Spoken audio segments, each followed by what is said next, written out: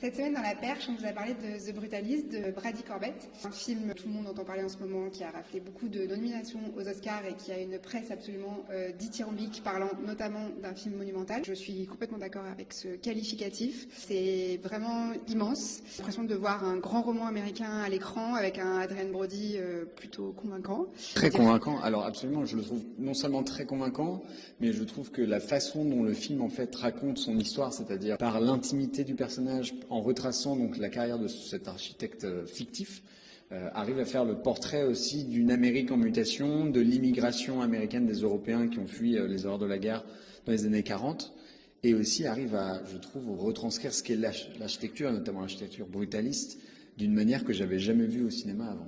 Même une façon de filmer, je trouve, les chantiers. Enfin, c'est quand même rare d'être fasciné par des scènes de chantier au cinéma, qui est assez dingue. C'est un film qui dure quand même 3 heures, presque 3h45, mais il y a une entracte. Allez-y.